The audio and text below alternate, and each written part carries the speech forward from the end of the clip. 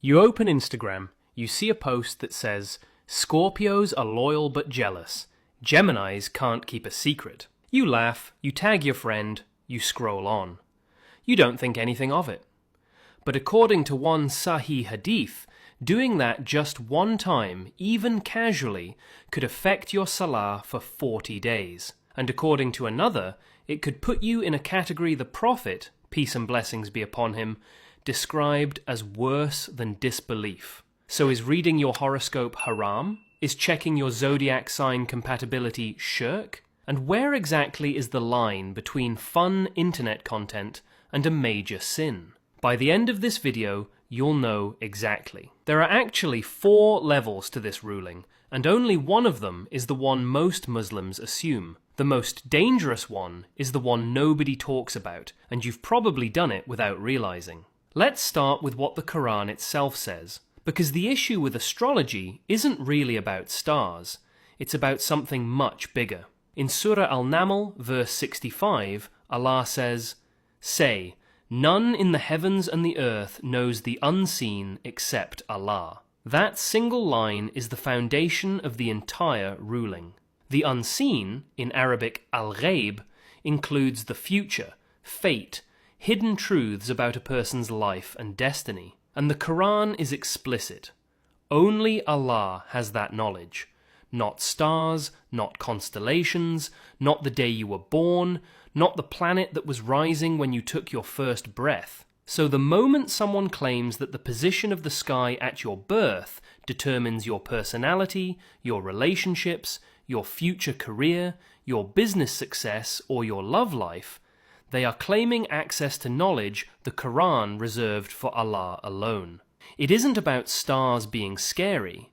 It's about giving a created thing the role of the creator.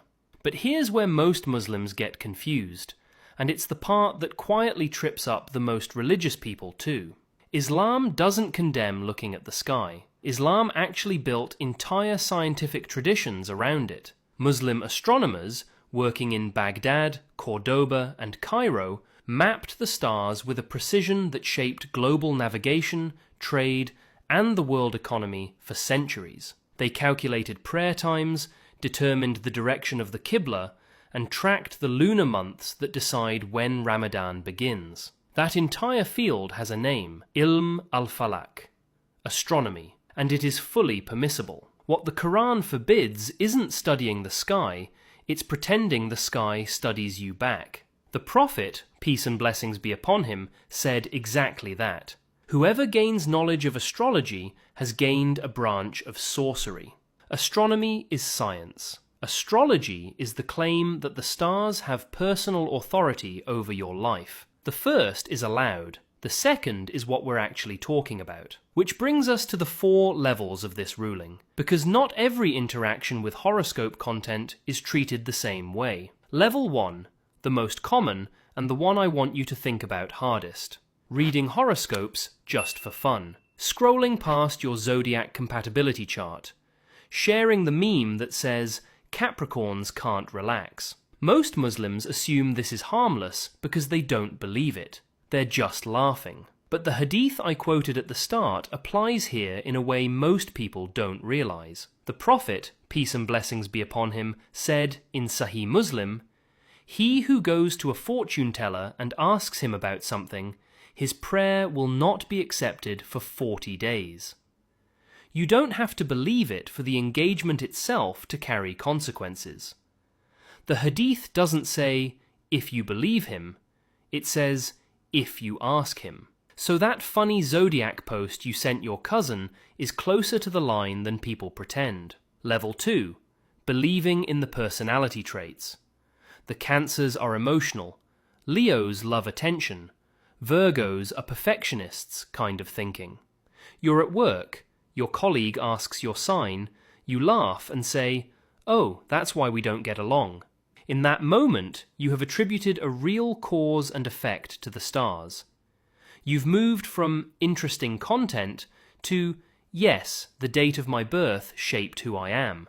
That belief itself, even partial, is what scholars classify as the beginning of shirk in lordship. because attributing causation in your life to anything besides Allah is exactly what Tawheed forbids. Level 3, and this is where it stops being subtle. Visiting an astrologer, paying a fortune teller, booking a psychic reading, online or in person. Any business transaction where you give money to someone claiming to read your future from the stars, from your palm, from cards, or anything else. The Prophet, peace and blessings be upon him, was explicit. Whoever approaches an oracle or fortune teller, his prayer will not be accepted for 40 days. But there's a fourth level, and this is the one nobody talks about, the one I promised at the start. Believing the prediction. Actually accepting that what an astrologer or horoscope said about your future is true. Whoever approaches an oracle or fortune teller and believes in what he says has disbelieved in what was revealed to Muhammad, reported by Ibn Majah and Tirmidhi. That isn't a 40-day prayer consequence. That is the most severe spiritual category in the Hadith tradition. Because at that point, you haven't just engaged with shirk, you've contradicted the foundational teaching that Allah alone knows the unseen. And the trap is, most people don't think they believe their horoscope. But when you find yourself relating to it, applying it to your day, deciding, this isn't a good time for this investment because Mercury is in retrograde, you've crossed from amusement into belief without ever noticing the moment. That's the level no one warns you about, and that's the one you should check yourself on after this video. So now, the verdict, after all 4 levels. Level 1, casual reading for fun, strongly discouraged at minimum, and according to a clear hadith, can cost you the acceptance of your prayer for 40 days. Not worth a meme. Level 2, believing personality traits are determined by the stars, crosses into shirk in lordship by attributing causation to created things. Level 3, visiting an astrologer or paying for readings, direct prophetic prohibition with a named consequence on your worship. Level 4, actually believing the predictions, categorized in the Hadith tradition as kufr in what was revealed to the Prophet, peace and blessings be upon him.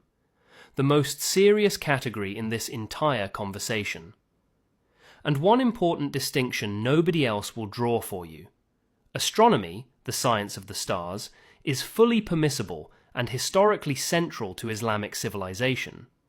Astrology, the claim that stars control your fate, is what every hadith and verse on this topic is condemning. Don't let anyone confuse you between the two.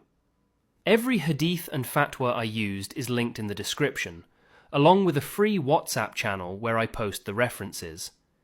If the channel has helped, the membership tab is right there too. The reason this ruling is so strict isn't because Islam is afraid of stars. It's because Islam protects something more valuable than entertainment, your Tawheed, your belief that Allah alone runs your life, your career, your relationships, your future. The stars don't get a vote in any of it. He does. I'm your Islamic friend. Assalamu alaikum wa rahmatullahi wa barakatuh.